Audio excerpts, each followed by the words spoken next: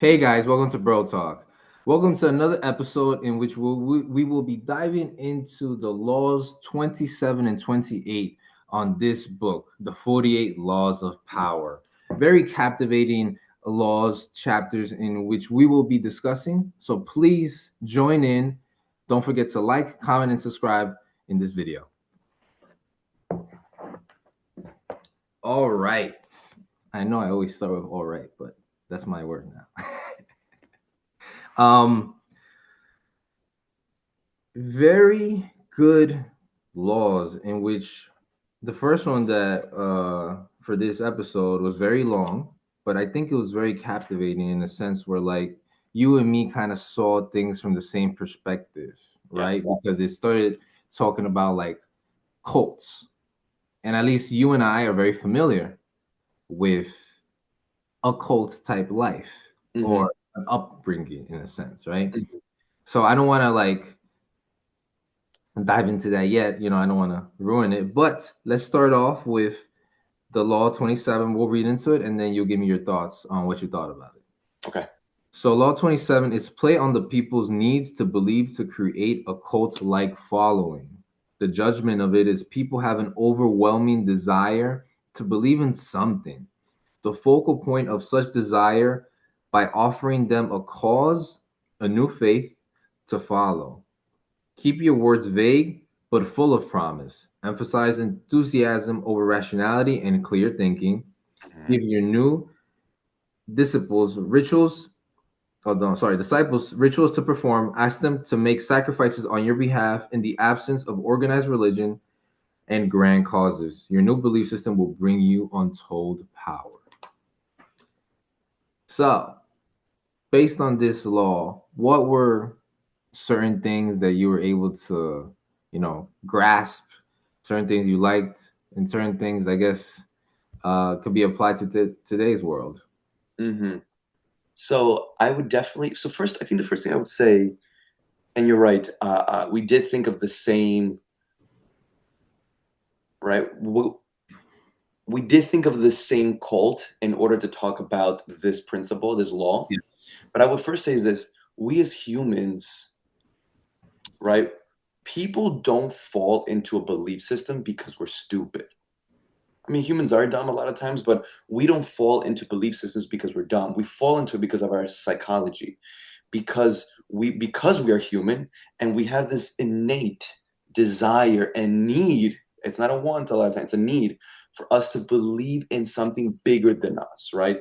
That's why people like to attach themselves to organizations, to religions, to nonprofit, to a big vision of the company, to startups, because we want to attach ourselves to something, to a vision that feels profound and that's bigger than us, because we humans, we don't want to believe that life is just, it's just this, and like, and that's it, and it's just my world. No, we want, a lot of times we're gullible and we just want something bigger. Now, by Mhm. me saying this, I'm not saying that in life we cannot find bigger purpose, right? Or that God has certain answers for certain things, right? I'm not saying that that doesn't exist. What I am saying is that a lot of the times we as humans, or certain individuals, certain groups of people, may fall under a false guide, under under a false religion, false cult, a false person, a false vision, because of this need that we all humans have. Some people have it more than others. So this chapter is really just telling us that, hey, if we as humans, if we already have this desire to believe in something bigger than us, then let's use these steps, because this chapter goes over five steps on five different techniques, psychological techniques that you can use to make people be attracted to you, and then you could do whatever you want, either good, bad, evil, whatever, right? Mhm. um and these definitely do work. They seem simple and like, oh, people won't fall for this, but they actually do. And I do think that we have like a real life example of a cult slash religion that has done this and continues to do it. So yeah, that's what I would have to say for now. Yes, they would call you an apostate. They would. But to preface, I'm not saying they're bad people. I'm not saying they're evil. I'm definitely not saying that. No. Right. No, I think people get that confused, right? Only because let's say you happen to have certain knowledge on a religion and like doesn't mean and you believe they're a cult doesn't mean that the people in there are necessarily evil people or bad people or not striving to be good people. Of course not. But No, not at all. there are just like details in their belief system that make them a cult and that everyone just tends to follow either because they really believe in it or they're ignorant. Well, I think it's a lot more than just details. But the idea you Well, said, yeah, well, yes, I guess it depends what we're pointing out, right? Some things are correct. bigger than others. Um, but this chapter did that definitely like when I started talking about all the steps. Hmm. These are like you mentioned, very accurate, precise steps on like if you would want to, as the author describes, create a following that's cult-like, what you would have to do. Hmm. Um, Number one was very interesting, which is just like to create a cult, you must first attract attention, right? Of course. And it says even in the chapter it says in paragraph 3, I think it is, if you talk too vaguely and you have no credibility, but it is more dangerous to be specific. If you explain in detail the benefits people will gain by following your cult, you will be expected to satisfy them. So sometimes, in a sense, being vague could be good because um, it allows the belief to be broad enough for the people to put in their own hopes Hmm. on what they want to, what they want through that belief system. Hmm. So that's why it's good to keep it vague, keep it simple, where like everyone can like interpret it their own way through their own hopes, through their own life, in a sense, right? Hmm. Um, Also, which is another one I like. Oh, disguise your source of income. Hmm. I found that funny just because, and we are going to mention the quote we're talking about, but like this, I'm not necessarily talking about them. I'm talking about like other things I've seen like on social media and stuff where they're like, you know what, God told me that the first people to bring me up, the first 100 people to bring me up $20, are going to be blessed today. Hmm. And then out of nowhere, you see everyone starting to get up and start to bring money. I'm like, what are we doing? And then sometimes you see the people that are in charge, and you see the type of luxurious lifestyle they live. Hmm.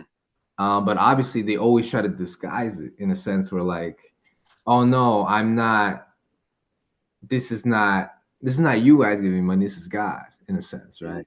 Blessing because of everything I do, and obviously they try to disguise it because if you start to live a very, I guess, different life than what everyone else is living, people start to become suspicious. I'm like, how are you getting so blessed but not us, right? Don't you give us blessings, but start asking for money, but we don't see anything change in our lives. The only change we see is in your life. So sometimes Hmm. people disguise it and show like a fake type of humility Hmm. towards their following. Therefore, they can, obviously maintain their following and keep them coming to either their place of worship or church, right? And one thing that I think my most favorite one was actually step 5, which is set up an us versus them dynamic. Hmm. Um, because it creates some type of uh, it creates a mentality where like the outsiders are wrong and I'm right. And someone is like coming towards me. Someone is coming to like try to attack me and I need to like find a way out or like I need to do something to continue my faith in God. Hmm. And when you create like that type of mentality within yourself and that type of dynamic in the religion, it's like um it doesn't create some type of boredom. It creates interest. I feel like it's like a dopamine effect. We're like, oh my Mm-hmm. god, like it's like me versus the world in a sense, Mm-hmm. and that attracts attention in a sense where like if someone feels like that, then they could feel like, oh yeah, we're so different. We don't do this, we don't do that, and that's what makes us special because we don't follow what the world tells us to do. You know, we do our own thing. And I feel like obviously as long as you follow these 5 steps, you create the best cult. And even it says if you have no enemies, invent one.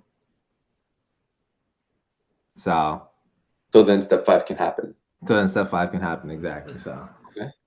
these are the steps of like getting into a cult. I don't know if you want to mention.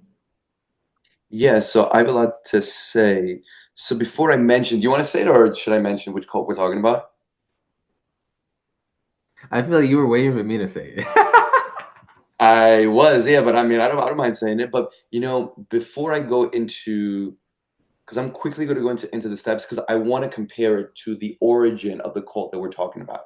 And Oh, okay. So then and that's what I wanted to do too. I was just being very vague about yeah, it. but I will say one thing that you mentioned. You were talking about how you've seen videos. I've seen the same videos where in certain churches, the pastor or the leaders like saying, God told me that whoever gives the first $20, God is going to bless you, and then whatever, they continue, right? Yeah. So a lot of the times, from our perspective, it's like, this is ridiculous. Like, how could you believe in that, right? Like, clearly Mhm. this is a hoax, it's a scam, right?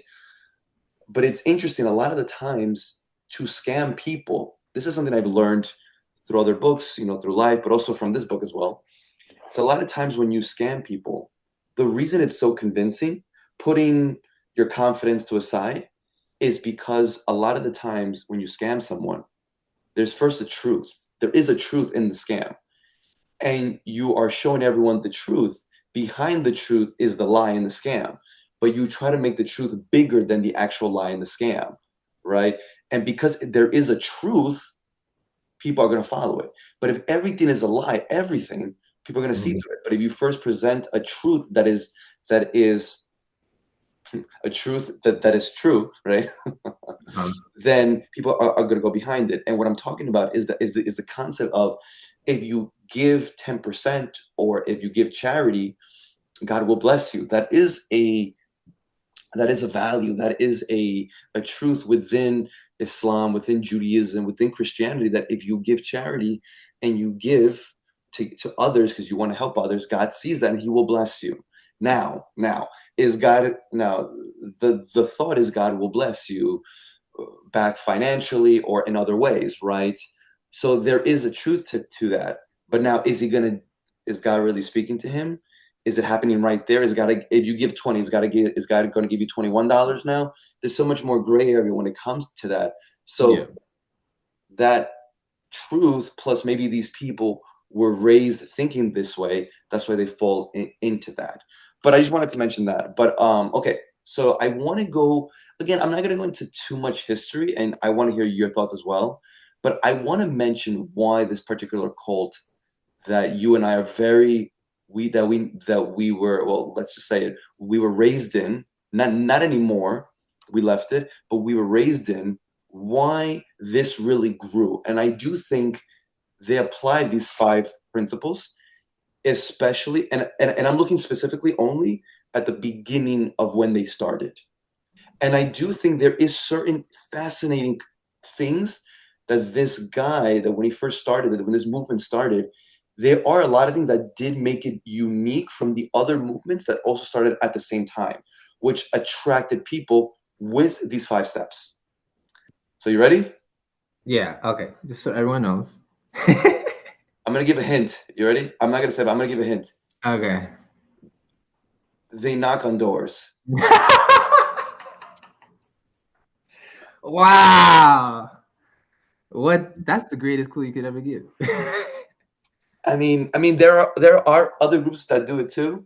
Yeah, but I think they're known for For like this, yes, because they're called like the door knockers in a sense. correct. Um, But yeah, we are talking about Jehovah's Witnesses, guys. Mhm. Um, it was so thrilling to finally say it. Wow, that made me um, feel better. we were just like peeking about. But yeah, we are talking about Jehovah's Witnesses. And before I do want you to start because I do want you to talk about the history of Hmm. it, right?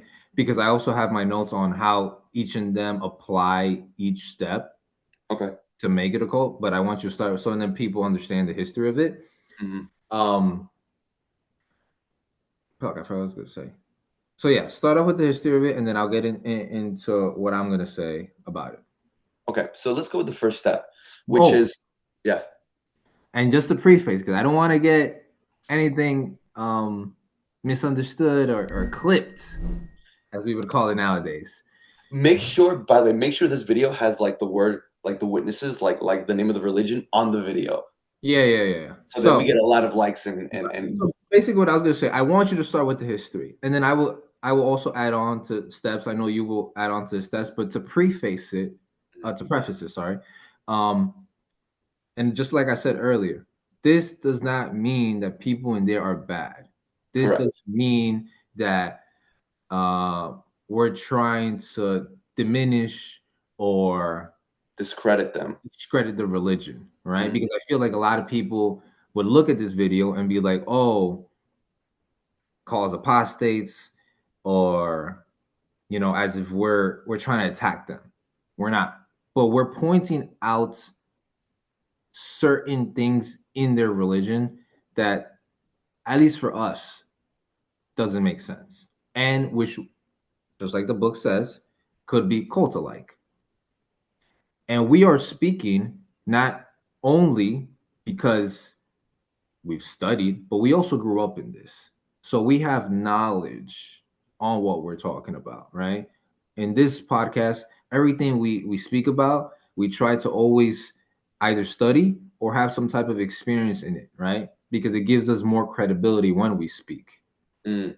I just want to preface that so then people can understand where we're coming from. Hmm. We're not coming from a point of hate. We're just coming from a point of truth in a sense. And listen, if you want to make your own studying and look into it, more than welcome to. But this is just our perspective and how we could connect between this religion and a cult. I would say that, well, first of all, and me personally, I disagree with a lot of the theology. It Mm-hmm. right, but we're making the connection because, as you said, we were raised in it. But also, this law is about cult-like following, as you mentioned. And there are many cults in the past, currently, and in the future. There will be more cults, right? Because the idea of cults and cult creation doesn't stop, right? It doesn't stop. So, right, and as you said, this video is not for hate. You and I know a lot of witnesses that are good people. They're moral. They love God. They want the best for their families in the world. And I would say a lot of them, they are good people. I have nothing against them, right? So we're not here to attack people. We're here to attack ideology, Yeah, yeah, exactly. theology. That's what we're here to attack, not to attack people and stuff like Right. that. But putting that to aside, the preface, Yeah. I really like your preface. Yeah, So thank yeah. you. Yeah. So thank No you for problem. saying that. So the first step is keep it vague, keep it simple, and you kind of mentioned it. It's critical cold is all about bringing attention, and then once you have the attention, then you can't be too specific because, as it says here, if you speak too specific, then people are going to hold you to that standard. And if you don't do it, if you miss one step, then automatically you're false, or people are not going to respect you, or they're going to leave, right? So you got to keep it vague enough with a grand vision. Like, this is the end goal, super big, super appealing to our psychology, but you don't say when it's going to happen or how. You're like, we'll take it step by step, and when we get there, we will reach our vision, right? So you're appealing to people because you are giving this vision that maybe you're answering big answers. You're giving this divine meaning, hidden knowledge that only you can provide to your group of followers, right? And because you're vague, it's important, this part. Because you're vague, and let's say you're off by something or you get something wrong, you can always reinterpret the prophecy, the prediction, and keep pushing it until it quote unquote finally happens, right? So a vision needs to feel deep, not precise, right? Now, again, I'm not going to hit into the old points, but I will say a couple things. The reason, so the founder of the Witnesses was Charles Taze Russell, right? Now, what's fascinating about it is that at the time when this started, when he started to, and again, he wasn't trying to start a religion. He really wasn't, or like a new denomination of Christianity. He wasn't, right? What's also fascinating about him is that he never told anyone, or he wasn't going around telling people, hey, I had visions, or I had a dream, or I had this prophecy, or I'm perfect. God spoke to me. He never said any of those things. Or like, right? When during that time, when he was alive and he was, coming up, and he was talking about new revelation, and his whole thing was like, we got to go back and study the Bible. Let's go back, study the Bible together as a group, and let's debate a little bit, and let's go back to scripture. Because his whole thing was like, Christianity has been disturbed, Christianity has been changed. This is not the real meaning of the Bible. This is not what this is not the real meaning of Christ, of what the Bible's really saying. His whole thing was about logic. Let's go back to scripture together. But other people around him who were also starting new cults or new ways of thinking were people who would say, hey, I had a dream. Hey, I have new knowledge. Hey, I am perfect. I'm a prophet. He didn't say any of these things. So because he didn't say any of those things, he was seen as more legit, more real, more like we can connect with you more because you're not giving us this BS lies that we can't prove. So Yeah.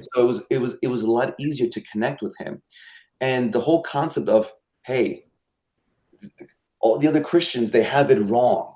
Let's go back to the Bible. Let's go back to what God wants. There, you are appealing to people's their understanding, their expectation, right? And it's like, okay, yes, let's come together and figure this out. So that's what I would have to say for the first step. What do you think? Um, I agree. I liked what you said about it doesn't have. I believe you said it doesn't have to be deep. It has to be precise. Mm-hmm. When you said that, you meant that about vagueness? No, I meant like in general, right, The message. the message, correct? Yeah, the Got message, the vision, right? The vision, because the vision is what attracts, and then once you attract them, you continue to attract them with with vagueness as well. got you. I mean, I believe one way they keep it vague is with they believe like an exclusive truth where They do. like they believe only in that the interpretation of their Bible is correct and everyone else is worldly. Yes. Everyone else is like spiritually lost in a sense, right? Mm-hmm. Which kind of it doesn't specify how Who really then? them like how everyone else is spiritually lost, but they're on the right path. Well, for example, like they'll talk about certain teachings that Hmm. other Christianities have that are false, and they'll explain they're false because of these historical reasons or because of their interpretation of the Bible. And also, they have this idea that after the apostles, right, of Jesus and Well, stuff, like things got disturbed. well, I believe they'll do a little bit of historical. I don't think they do enough. Oh no, definitely not. No, it's a lot of cherry picking, but I will say that's what they'll do. Like when they talk about, for example, the Trinity, Hmm. which is part of Christian doctrine. They don't believe in that, so they're more Unitarian. They'll use history to prove how the Trinitarian concept was never in the New Testament, which is actually true. The ingredients for Trinity are in the New Testament, but the actual, hey, did they actually believe in the Trinity during the New Testament times? It's true. It wasn't there. It's a later development with church fathers and more interpretation. So they'll say these things to say, we don't believe in that because that's human interpretation that's false. We don't believe in that. So we have the truth, and we have new light. What was the word? New light. New light progressiveness. So yeah.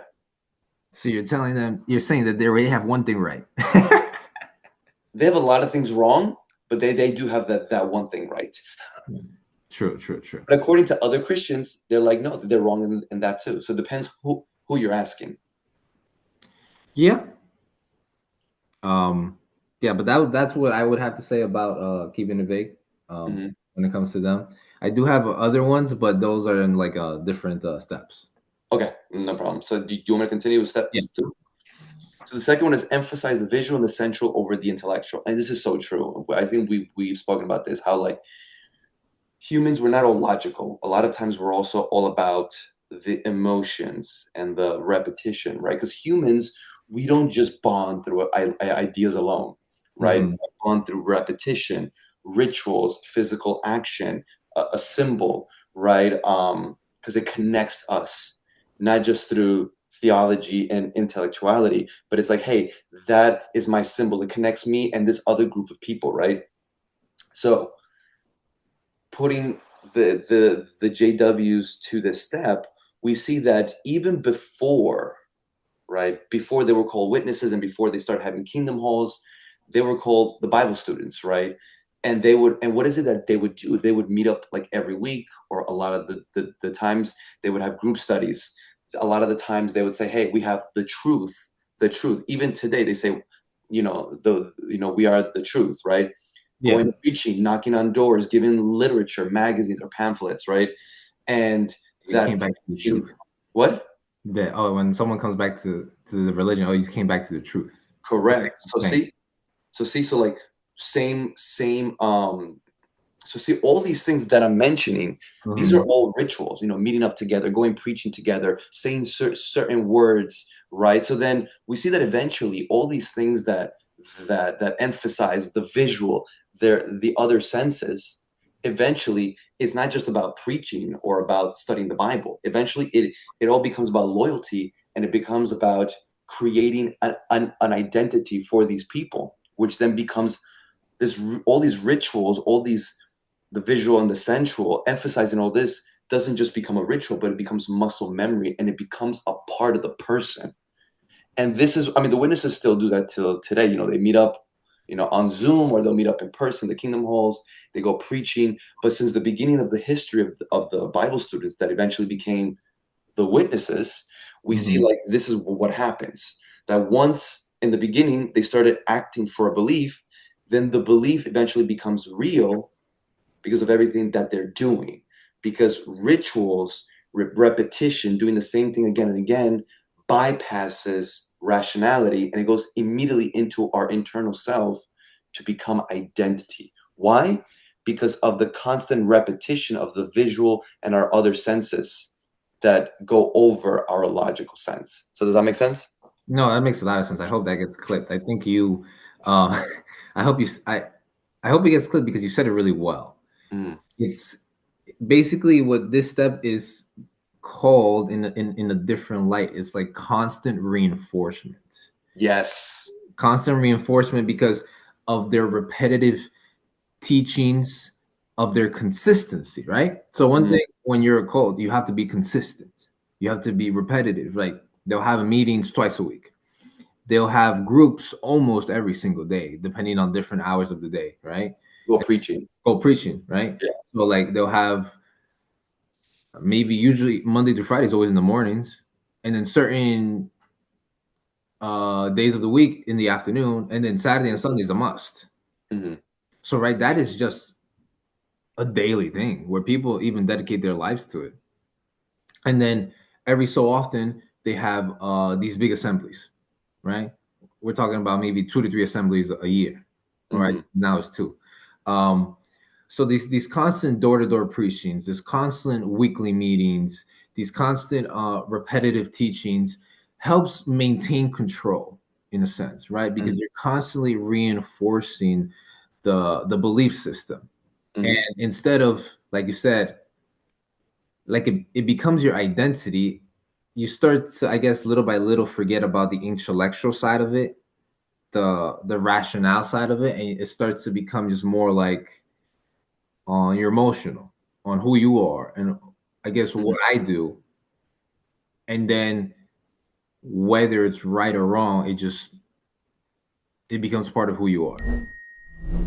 So I would say that, yeah, because like we're definitely not saying that doing rituals is bad. Like we're definitely not saying that because even Judaism has it. For example, men put on tefillin, right?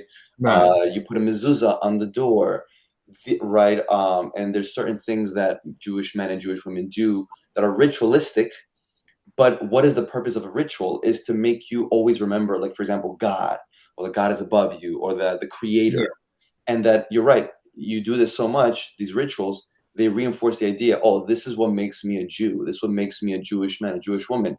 For the witnesses, it's like the constant meetings, the going preaching, reading certain books every day that their organization gives them, right?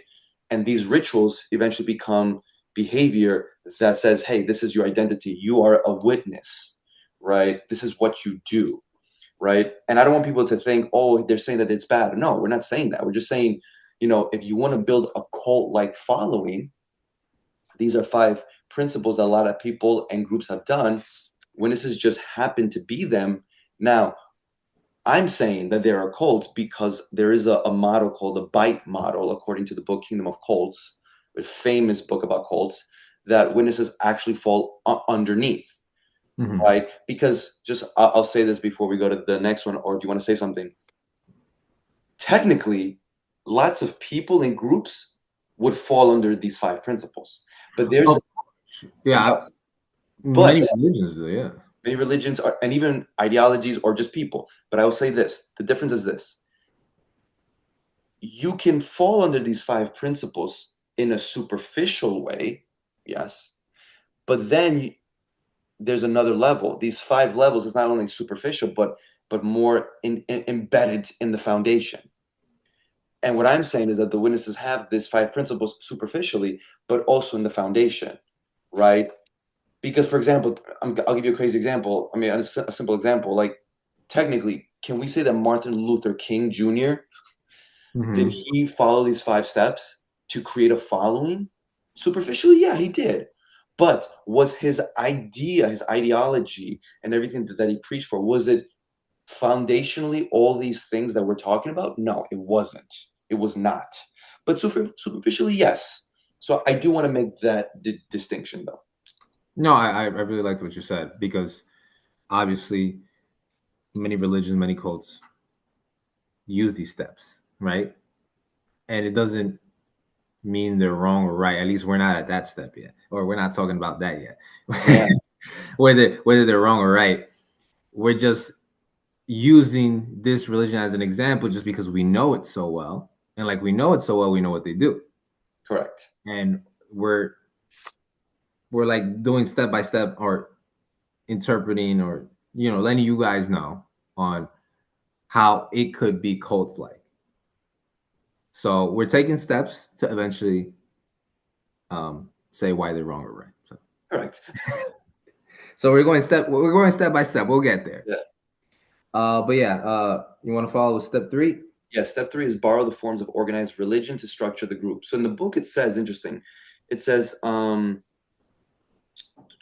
and even if it said the lofty and holy associations of organized religion can be endlessly exploited, which is true. Create rituals for your followers, which we just spoke about.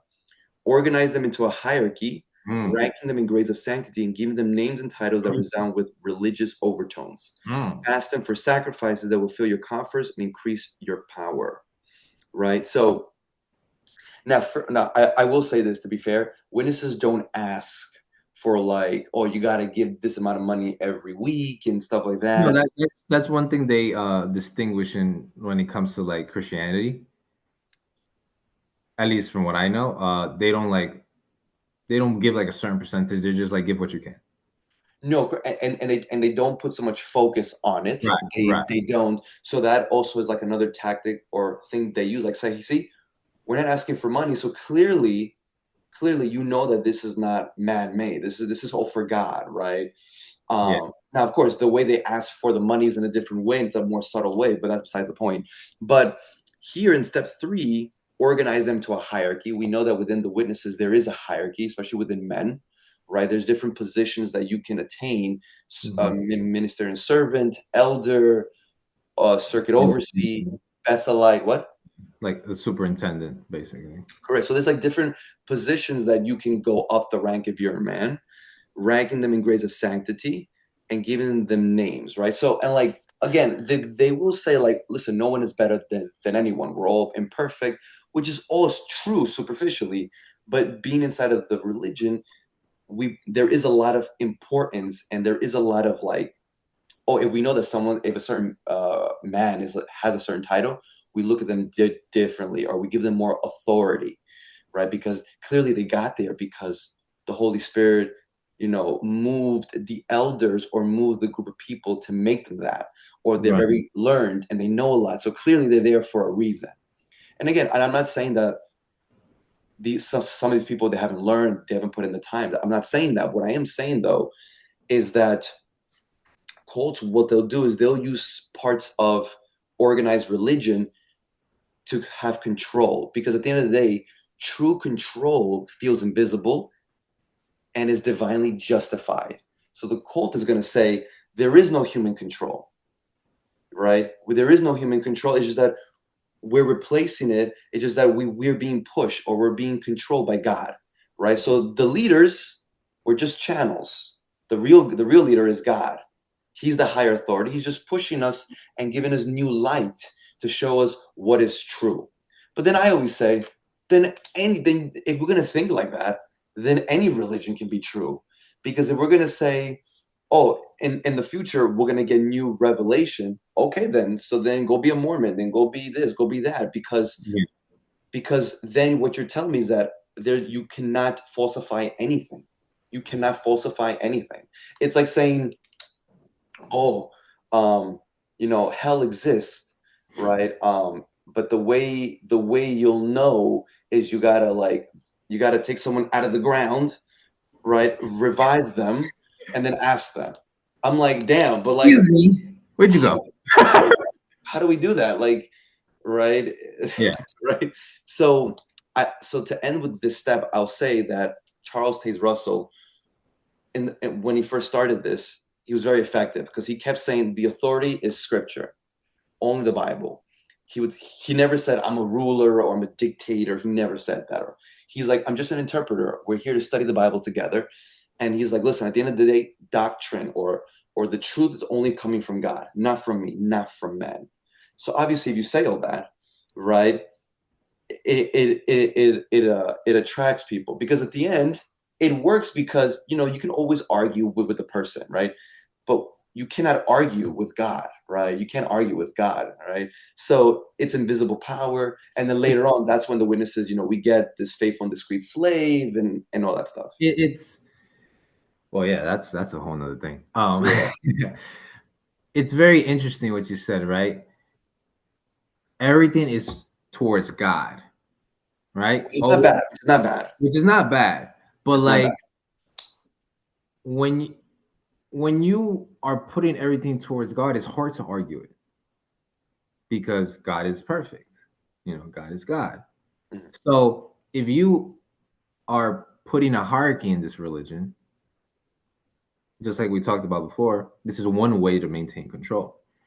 The way I see it is that there's a difference between a spiritual guidance, like a guidance counselor, right? Mhm. In a sense where like this person is here to guide us, right? Because this is part of step 3, which is for all the forms of organized religion to structure the group, right? So, but there's a difference between someone who guides you in moments that you need help, in moments that maybe you have you spit, I mean not spit, you trip spiritually, right? Whether you have committed a sin or something, and you're asking someone who maybe has studied the Bible, or someone who's knowledgeable on it, some advice or what to do, Mhm. rather than them there being a structure where now someone is there to judge you, and not only judge you, but has some type of control over you, or Mm. at least your family. or the outcomes of your family and your community.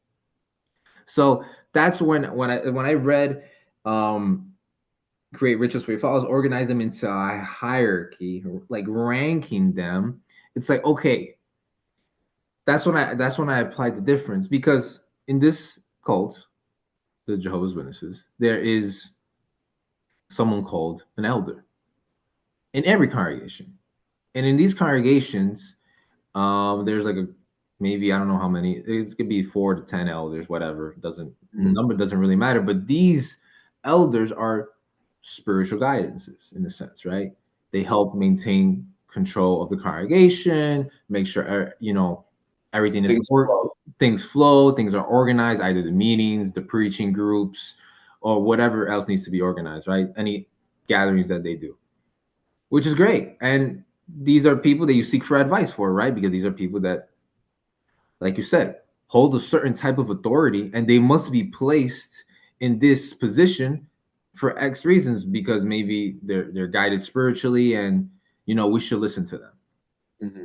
But there's a big difference in someone that is obviously not only just seeking to help you because of maybe your downfall spiritually, and you just want to express yourself with them, or you've committed a sin, rather than, okay, because now that you've committed a sin, or now you've done something that you're not supposed to, now I can shun you, right? Now I can have a type of control over your life, your family's life, and the rest Mm-hmm. of the community. That is a cult, Mm-hmm. right? Because you don't only now you're not only a spiritual guidance, you're also a A judge judge. in a sense, A right? judge. Right. And I'm like, then you start asking yourself, and people are wondering, what do you mean shun, right? Well, there is a belief system in their religion or in their cult, um, that basically, if you have committed a sin, certain amount of sins, whatever the case is, then you have a judicial committee. A judicial committee is when the group of elders come and talk with you. Mm-hmm. They have one meeting. I mean, they've changed it nowadays. Now they have more than one meeting. But that's another topic on why they're having more than one meeting now. But originally, it was just one meeting in where they would talk with you and see if you were repentant or not Mm-hmm. through their judgment. Now, how in the hell could they tell? Could they read your heart? They read your thoughts? Or are they Mm-hmm. just going based on what you say, what you did? Could they really know the relationship you have with God? Is God speaking to them somehow, telling them that this guy is not repentant, or no, Mm-hmm. no, this guy is repentant. Give him another chance. Mm-hmm. Like, no, now you guys have become judges, and it's not a judge where, like, you know what, do 10 hours of community service, come back, and we'll see your little improvement. No, it's get the fuck out of here, Mm-hmm. right? It's now you're not part of this community anymore. You have been excommunicado. Wow. And now we have taken away your privileges, not the privileges you get on stage and stuff like that. No, we've taken away your privileges of talking to us, Uh-huh. of communicating with the whole group, of participating with the whole community. Now we all must hide from you and not talk to you, and you know see you as that black sheep. And of course, if one day a Jehovah's Witness wants to come into our podcast and talk with us and debate us and say how it's not like that anymore, we could do that. But like I I said, doubt it though. I doubt it. I doubt it because they're told to not debate. Um, but yeah, and the reason I speak with so much enthusiasm, Yeah. How do you know this stuff? the reason I speak with so much enthusiasm because I was a person who was shunned. I was a person who was excommunicado, as I said before. Yes. Um, When he was because 7 years old. Yeah. I'm kidding. And it's a great tactic, right? Because that's a type of structure they keep in their cult Mm-hmm. where, like, for us to maintain control and to not lose control of what we want or how we want to manage things, if we see something that could ruin it, we need to throw it away completely. And in a sense, could you argue, oh yeah, but wouldn't any group want to do that? In a sense, keep their group safe from any outsiders. Yes, but there are ways to do that. Yes. And in all honesty, telling your family that they can't talk to you is not a healthy way on like approaching the situation. Telling the community that you grew up in, that has all your friends, potentially all your family members in it, that you need to be treated differently is cultish like activity. It's a great psychological tactic because it leaves a person devastated. Mm-hmm. Imagine everything you knew was part of one group because you grew up in it. All your friends are in it. And all of a sudden you get all that taken away. You know how scary that is? Mm. You know how psychologically damaging that is? Where you could start to feel I don't know if it's shame or guilt. Well, guilt, you can feel guilt with God, but then you start feeling shame amongst your peers. Mm-hmm. And everyone's making you feel like that because no one is talking to you. So that is one thing I've never understood. You want to correct somebody, but you're doing it without love. Well, for them, they would say it is love. But it doesn't make sense logically. If I have a son, and I do have a son, and I need to correct him, or he does something that he's not supposed to, am I just gonna apart myself from him? And I mean, like, you need to do this and learn, and then whenever you're ready, you come back. Mm-hmm. It's not a healthy way. Because as a matter of fact, you're risking of losing them. Rather than listen, there's a loving way to do it. Why did you do it? What steps can we take to not have this happen again? Right. But for one person or a group of people to have a complete control over your future and the outcome of the relationship between you and your family because of a hierarchy system that they have in there is not a religion. It's a cult. And I speak from experience. I speak from a person that was shunned. I speak from a person that was psychologically damaged after having experienced multiple, if not all, family members not speak to me and friends. That's true. So um, that's why I speak with so much enthusiasm. That's why I know what I'm talking about. Mm-hmm. So, and I repeat myself, there's a difference between having someone who becomes a spiritual guidance for the congregation, for the religion, for the people, because of how studious this person could be, or maybe a role this person plays in the religion, in the congregation. And that's not that bad thing because some of us could hold Need it. that, need it. Some of us, we need a person like that. Some person should hold a position like that because they dedicate their lives to that. And some of us are stronger than others. But for that person to have an authority and power just to keep control of their group, of the outcome of your life, just because you happen to commit a sin or do something wrong, and based on that, make a judgment on how God would feel Mm-hmm. or what God would do, is absolutely wrong. and it's hypocritical in many ways. Mhm. So I'm sorry for going on the spiel, but it's just something that I feel like had to be said. Um, just because it's such an emotional turmoil for anyone that goes through this. Mhm. Um, and I don't think it's right. I mean, you will see a lot of people go back to that Of religion, course. and I've known a lot of I've known a lot of people that've gone back. But why do they go back?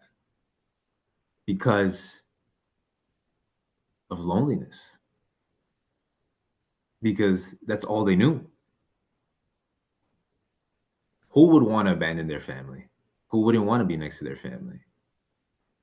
Who would want to have to restart almost your whole life when it comes Mhm. to your community, when it comes to your friends? It's not an easy thing. So yeah, that tactic of shunning and staying away, it's a horrible tactic, but it can be very effective as well Mhm.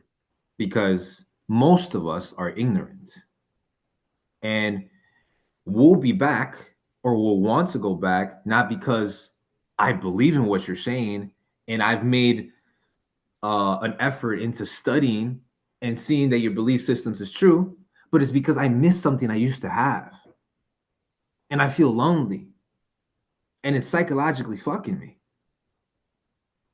So if I can have my family back, Why not?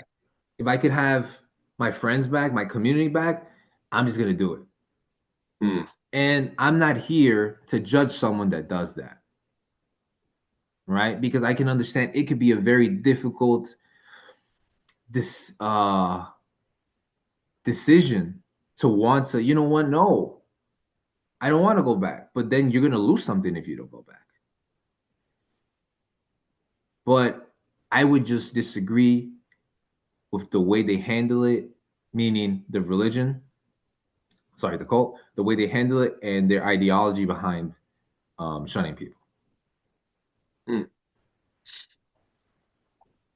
I mean, yeah, I don't know what that feels like because I never went through that. Um, I think also when you're younger and this happens to you, you were like 18 when this happened, right? 19. 19, it's more damaging versus like let's say you're an adult. Still damaging, but probably not as much, probably I said. But I also have to say that the reason people go back, the loneliness is true, but it's because people fear more, they fear social death more than like I committed an intellectual error. Because you're right, you lose your community, your family, your friends. So that's why most people don't leave, even if they have a doubt. All right. So I first want to say that, and you're right about that. I would also say the what now, of course, there have been many studies in different academic psychological journals that talk about the act of shunning or right of disfellowshipping people, and they've Yeah. done studies on this and how psychological damaging this actually is. But what I would say actually is another reason I would say that they do this fellowshipping, all that stuff. Now, of course, they would use different biblical reasons to explain this. They would, as you and I know, right? But I would say this has to do with step five. I know I'm jumping one. I just want to make the connection, which is set up an us versus them dynamic, right? Right. When you're inside the witnesses, you'll hear a lot of like, it's us versus them, the truth versus the worldly people, light versus darkness, right? And it's interesting because in the language of the people that are witnesses, they're not just talking about us versus them, like other types of Christians or people who are outside. It's us versus them, right? It's everybody. It's what They're talking about everybody. everybody, but also to hit your point, that is why, for example, they are very much against outsiders because the outsiders are portrayed as people that are going to deceive or people who start to ask too many questions or start to doubt and start to like look into things that are outside of their sources. They're like, we got to kick them out because they're becoming apostates because they're going against us. And clearly they'll say Satan has them or Satan has convinced them or they've been influenced by the world. So they're pushing these people who have doubts, or right, and they're like, we got to push them away because they're going against God, they're going against us, and we have the true belief of what the Bible actually wants from us. So we need to push them away. And what's more important, God or family? God is more important. So even if they're your family members, you got to push them away, because what, are they going to save you, or God's going to save you? God's going to save you. God, what a mind fuck. So it's like, oh yeah, it's like, I love my family, but God's more important, right? This is more important. So if I, and the thing is, like, if I can show that I love God more and I'm able to sacrifice this, God will bless me. And this is my test. Again, think about it. There is a truth in that. God a lot of times does test you with hard things in life. Of There's a course. truth. There's a truth. Of course, the other thinking is completely off, because, right, but whatever. But like, that's why if you start to doubt, ask questions, go against them, they got to push you away, because if you start doing that, you'll start to make the other people also doubt and have thoughts, and people are going to want to leave, especially in today's day. Think about it. In today's day, where finding information is that quick. Now, I'm not saying that all information you find on Google or ChatGPT is immediately correct, Yeah. right? I'm not saying that, because obviously you still have to go into it. But it's much easier not to find information, to see who's lying or not. So much easier. So something that people don't know is that the witnesses, they have their own source of information, their own governing body that gives or interprets information for their people. And you are, a lot of times they do say, do not look at other sources, we'll do it for you. I mean, they don't say it like that, right? But they Yeah. will hint a lot, where like, if you look at other sources, those are apparent states, and they don't know what they're talking about, and they're there to convince you to go on Satan's route, and so forth. So, but remember, it's because they're hitting step 5, creating an us versus them dynamic. Because psychologically, when you create that, it makes people become more enthusiastic, more zealous for what they believe, because it's like, it's us against them. We want to win, so we'll do whatever it takes. Right, and they do have a us versus them dynamic. Members of the community are discouraged to have any close relationships with anyone outside their religion, and anyone, Because they can influence you. because they can influence you, right? Which But is not completely a lie, though. It's not completely a lie. what do you? Well, obviously, yeah. I mean, all community members do this, right? Where like they usually stick within themselves, right? And family members that are or family or a community or people in the area that believe in the same things. Mhm. But to ultimately discourage, like, no, you have to stay away. You cannot have a friendship or a relationship with someone outside of your religion is like a complete cultish like thing to do, because Mhm. that's in a sense how you maintain control, because of what you said. They have their own books, and in these books there'll be a little bit of investigation. Oh yeah, Mhm. this encyclopedia said, or this historical fact said, or this author said this. And if majority of people are just gonna open the book, read it, and go, trust what you're saying. Yeah. Obviously you're saying your interpretation on whatever you're reading about, but at the same time this person is adding, oh, this person said this person said that, and just put it in different fonts, and and make it look nice, and people just, oh no, yeah, yeah, that's accurate, but not Mhm. actually make their investigation. So it's like it's such a good way to maintain control, and knowing that most people are actually ignorant and not willing to like make the effort into I guess searching Or studying. or studying, then they'll just go to jw.org, or they'll just open The app. the app or the books that they've made and then do their research through there.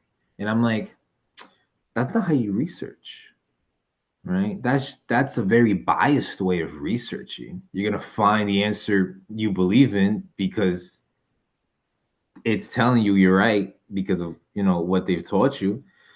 But go to other sources, see what that says. Go to archaeological findings, facts, historical manuscripts that have been written by people that lived during those times, right? That's a way to research. And like you said, it's so easy to do it nowadays. Mm-hmm. I believe that they're scared. Well, yeah, because there's a lot of problems with their theology and the ideology and the way they do things. That's why we see like they have become more lenient the last couple of years, right? They're becoming more lenient with certain things that you and I both know, right? And oh yeah, for example, allowing men to have beards, women to wear pants, right? Now they You can can say cheers. what? Now you could do like cheers. Oh really? Yeah, before they couldn't do cheers. That I don't know, but I'll take your word. I'll take your word. Take my Also, what else? Also, like you're able to talk to people who were disfellowship a little bit, like send them a text or say hello to them in person if they come to the meetings. And now it's very hard to get this fellowship, or it's much more harder to get this fellowship now than what it was before. Now it's not just one meeting that they hold with you. Now it's multiple meetings, meaning Correct. um, judicial committees. And why would they do that? So I guess give someone not throw someone out immediately. But give them more chances. Give them more chances. You know, the more like we're talking about this, which again has to do with this chapter, I'm realizing something that witness theology, unlike where it started and like where it is now, it didn't grow because people are weak or dumb. I mean, people are a lot of times are dumb and ignorant and and stuff like that, and they fall into fallacies. Yes, but it's not because people are weak. The witness theology ideology grew because the system that they started to create and that evolved from them matches perfectly with human psychology of believing and belief. That is why, right? And again, I'm not, and that applies to all types of cults, right? But Mhm. that's why this one also grew so much, is because the system matches on how we humans believe and so forth. I'm meaning the our psyche.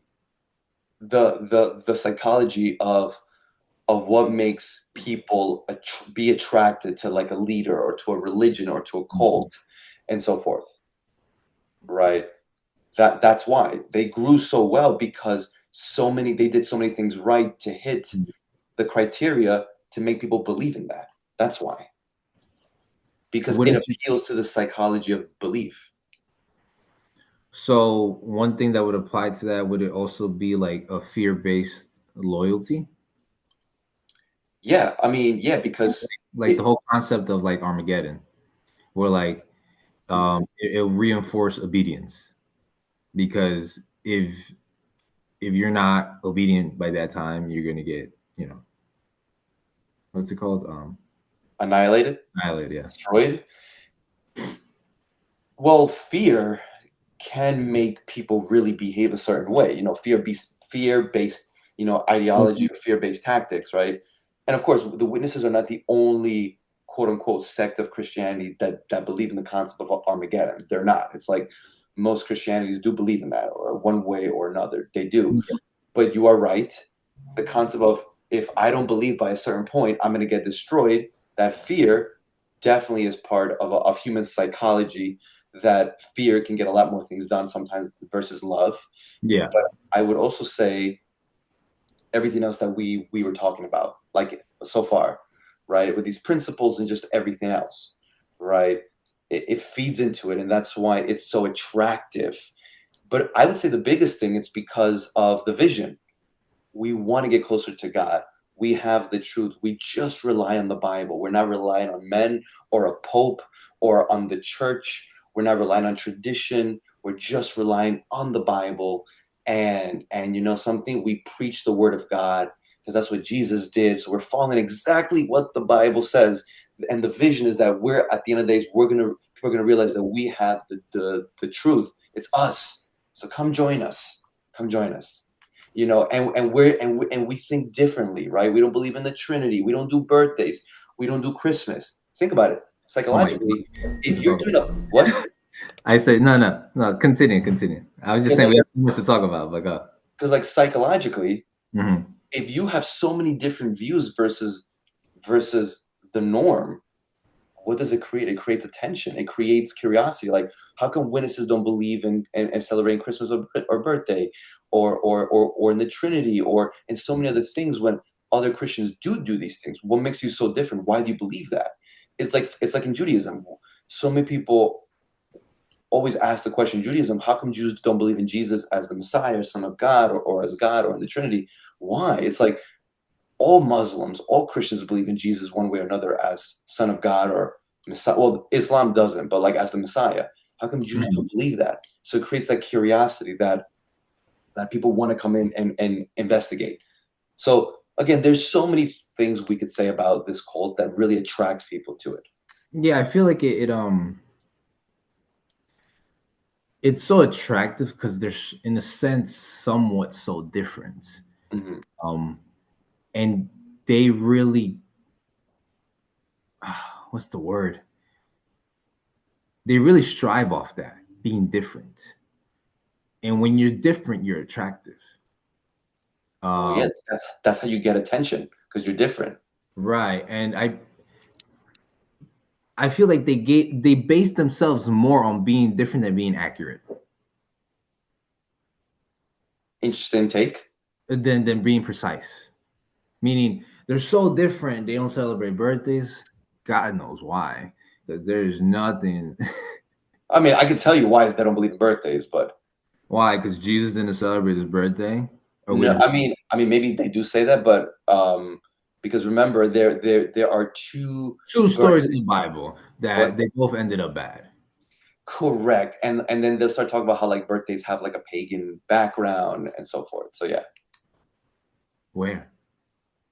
from their source, I don't remember their sources, but you're right. The biggest one was the birthday and From what I know, it's Jesus never celebrated his birthday. mhm. Okay. That doesn't mean you don't celebrate it. That's just maybe it's not that important. And the two stories of the Bible are the only two birthdays that are being mentioned. And obviously, bad things happened during that, but maybe it should be a lesson to, for us, whenever, Mhm. instead of being so egocentric on your birthday, and be a little humble, you know. Uh, Just because it's your day doesn't mean you get to do whatever the fuck you want, right? I mean, there's so many lessons you could take out of that instead of can't celebrate. Oh, I can't celebrate another year of life. Wow. Thank you, God, for giving me another year of life. All of a sudden, I'm committing a sin. Get the fuck out. So yeah, I believe they base themselves on being so different than being mhm. so accurate or precise on their information. Because being so different is just um, to the eye Mhm. is so Attractive. attractive rather than being precise, where if you want to be some part of something precise, you're gonna have to make an effort and an investigation and Mhm. learn and do some type of hard work research to be able to find that preciseness, while just being different is just so much easier Mhm. than being studious about things. Mhm. You're just different. Now, with some things, could they be right? Like, um, we obviously know Jesus wasn't born December 25th. Yeah, but most of Christianity says that Most this Christianity accepts that says anyway, that. and we understand it came from the Romans, and it was a mix between the God of the Sun, and they mixed that with religion, and then Mhm. so on came Christmas. But just like certain things, it just doesn't make any sense. Well, I think we might have to do another episode where we Blood either interview transfusions. what? I said birthdays, blood transfusions does not make sense. Oh Oh my no, a lot of their ideologies of like blood transfusion, birthdays, the way they're reading Bible text is completely off, and it's very much cherry picking. You know God. what we should do? We should do another episode where we take like the top three doctrines or ideologies, and we show how like that's not How really how the Bible shows it. What? flawed it is. How flawed? We should do that. Number one is going to be blood transfusion in my eyes. Okay. I don't know the other two. I mean, I say birthdays, but like birthday is such a dull, it's such a minuscule topic, I guess. But I would say blood transfusions, the whole shunning component, Oh yes. this fellowshipping, and I'm trying to think. Maybe birthdays. Maybe there's another one. I just can't think of it right now. I Or the don't know. hierarchy they have. The Or what?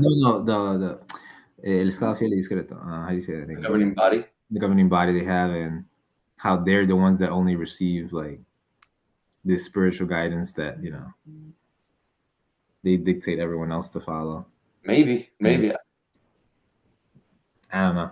I think you would have more to say about that than me. I Yeah. have more on shunning and like blood transfusion. Or they believe The whole cross thing that Jesus didn't die on the they're cross. so wrong on that. And I'm not even a Christian, but like they're just wrong. Archaeologically, historically, in drawings, in they're just so wrong. It's crazy.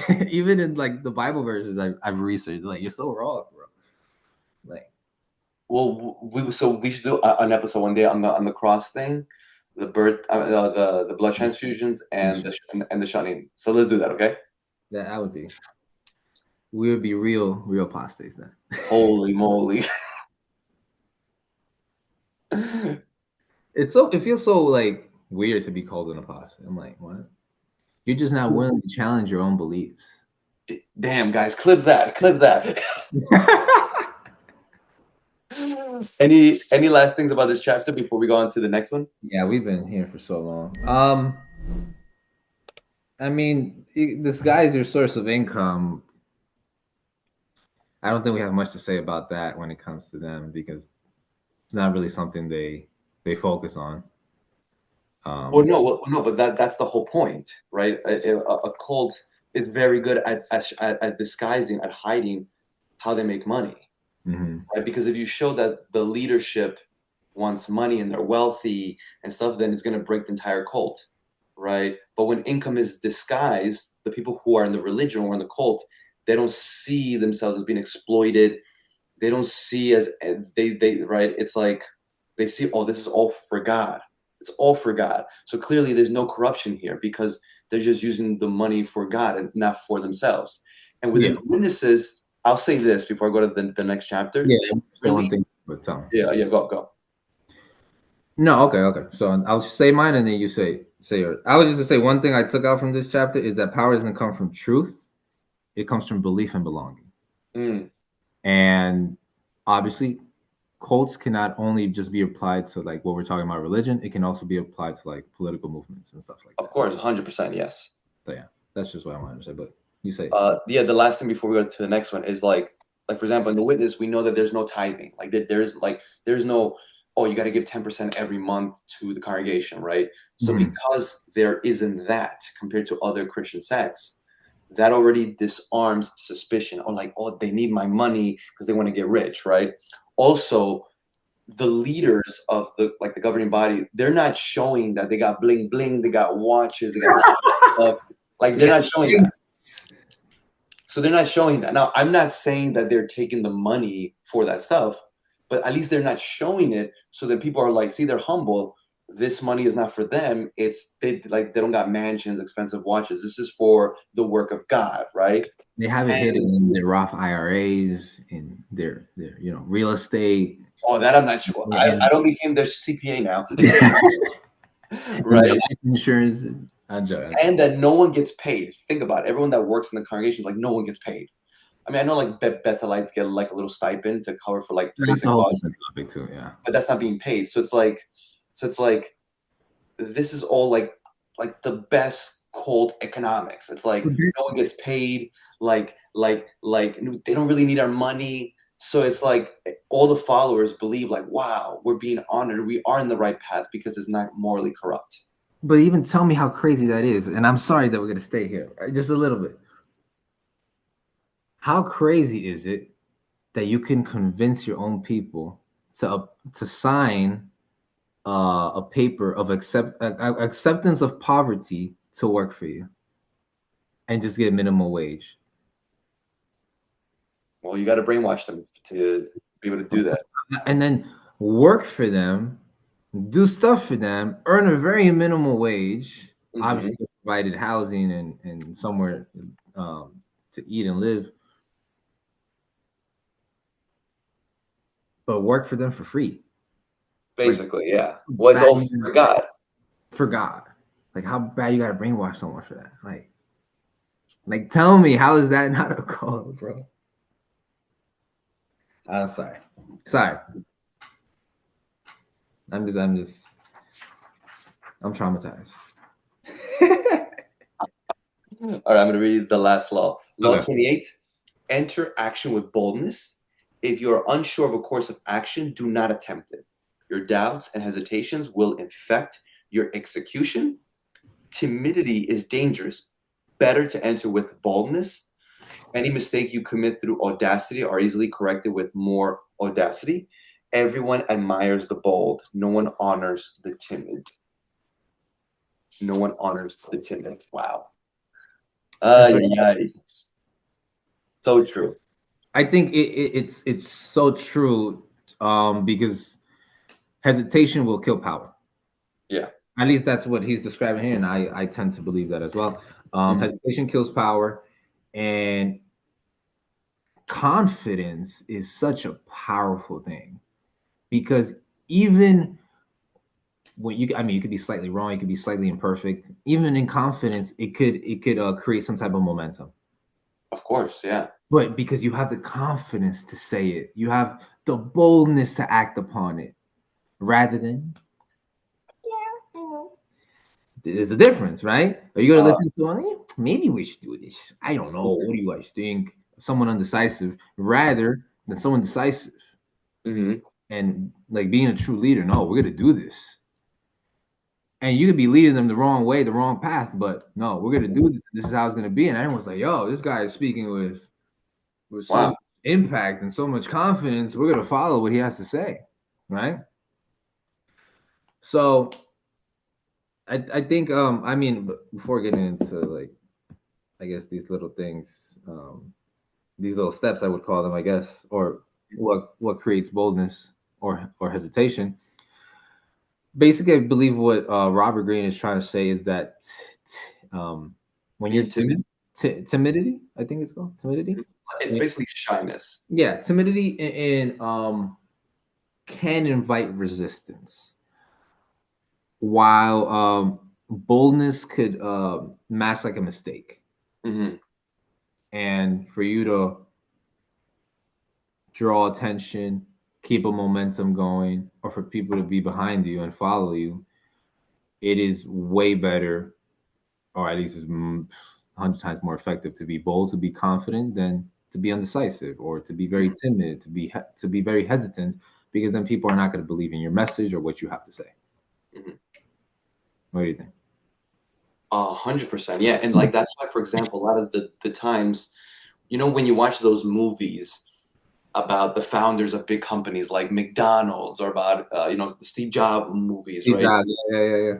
People admire those movies. Well, first of all, because a lot of times they're made well, but it's because we admire how bold they were. Like even when the banks were after them, or they were in debt up to here, or they were homeless and this and that, they were like, "I'm going to be bold. I'm going to take a big risk right now, and this is what's going to happen." And they kind of manifested it with how bold they were, and they were able to achieve their goals, right? And that is so attractive. And as we've spoken in other episodes, people don't want to know how hard you worked, or like the sleepless nights or how long it took you. They want to Yeah, see the risk you took. And yeah, that's what attracts people. It's the risk and how bold you were. And I think also a lot of famous influencers like Ty Lopez, maybe Andrew Tate, the reason they're also so popular is because what they say, they're so bold in what they believe and what they're saying, they don't care. They're gonna take the risk. And that's why they also build this following, because it's controversial and that's attractive, but also they're so bold in saying it and they believe it so well. And a lot of the times they're attacking the Goliath. They're attacking the big yes. corporation, and they're being so controversial. It's like that's so bold. It takes a certain personality to do that because, as the book likes to say, most of us are timid. We want to avoid tension and conflict because we don't want to fight with other people. We want everyone to like us. But he's saying if you want to be bold and be known for that and have power through that, tactic, you gotta like get rid of that shyness and not care, basically. Well, yeah, because that's the difference between all these business owners or the people you mentioned on why they have the money they have or the popularity that they have because they were Mhm. bold. Correct. Most of us, like you said, want to be liked, and a lot. I believe the book even mentioned. I don't remember where, but a lot of people aren't born with this boldness. Aren't a lot of people aren't born to do these things or like don't want to. Um, but the reason these people have this type of fame and popularity is not because they believe in something so different that no one believes in. There's a lot of people that believe the same thing, just are not willing to say it. Correct. Yeah. Not willing to be bold enough, are not willing to risk their job or risk their family, risk someone liking them or not because of what they believe in. And because they're Correct. so bold about it, now you have the people that weren't bold about it following. And it actually gives the people that aren't so bold about it some type of confidence on like, you Mhm. know what? If he says it, I could say it too. Right. Yeah. And then it creates some type of power. And it's like, yeah, um, because we stand behind this person, right? Mm. Regardless of their message being wrong or right. Confidence is what runs this, right? Hmm. It's what keeps this wheel going. And that's why there are just not many of us are bold enough to say things to what we believe in just because we fear Hmm. the aspect of being liked, the aspect of our surroundings, and Hmm. we just prefer to let someone else do the job for us, right? Because it's just much easier. Hmm. And you know something, I don't think everyone needs to be bold, because you're right, with boldness, it comes with a lot of risk, and most people, you don't have to take that risk, right? You don't have to, and you don't need to. So With I'm big not, power comes big responsibility. yes, Spider-Man. But you don't have to do that unless it's in your nature, or like you really want to achieve big goals. Then this is what you have to do at your job and your relationships, in your career. If you want to be an influencer for a lot of things, Mhm. like have this mix. And I think a great story, there was a lot of stories here, but a short Mhm. one that I like the most was on page 232, about the 22-year-old Pietro Aretino, Mhm. who basically wanted to become the same as writer. So what does he do? He writes these funny things after the death of this elephant, the elephant Hano, right? And on the back of the pamphlet that he wrote, right, he ended all the pamphlets with, and he put his name. He put his name, and he basically was making fun of a lot of people with what he was writing. And it got so much circulation. People were so interested to know who was this writer, that we see that he eventually got rewarded for it. It says here, everyone in Rome rushed to find out who he was. Even the Pope was amused by him. They gave him a job.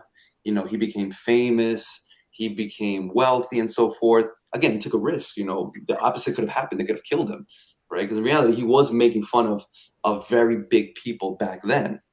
But they say here in page 232, the ending, the Aretino strategy is simple. When you're small and obscure as David, attack a Goliath. Find a Goliath to attack.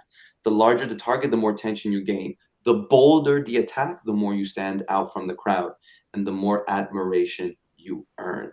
It really is that simple, right? That's why we see so many influencers or people like on YouTube and other platforms. They get famous. What do? They'll take a very big figure in their space, and they'll review or like be very controversial, be very mean to that person.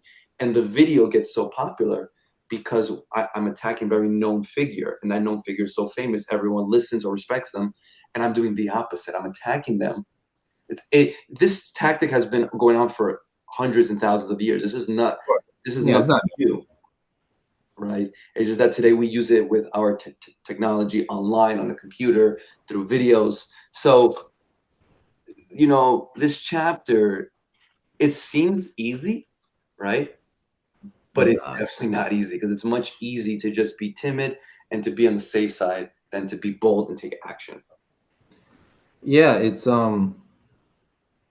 much easier to avoid conflict, right? Because at least this chapter shows that when it comes to boldness, it also comes with some type of confrontational side too.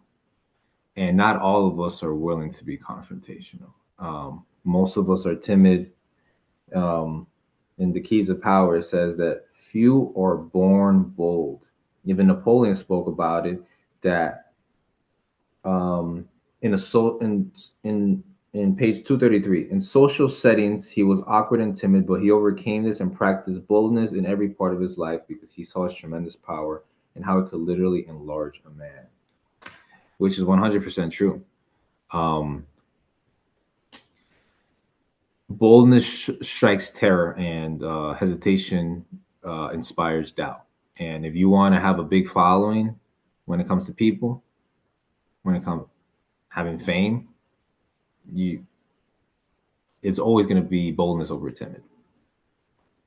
So I don't know if you want to summarize the chapter. So to summarize, it's interesting. The more I'm reading this book, I think he really does put each chapter together I for a mean, point. they all connect. They do, but this one I really see the connection. Think about it. Chapter 27 is all about how to create a cult-like following, right? So if you want to have power, fame, be known, right? Know the principles of creating a cult-like following, and how do you amplify or use all these principles? You need to be bold. If you're bold, you will take action, and you will build that cult-like following in any industry, no matter where you are.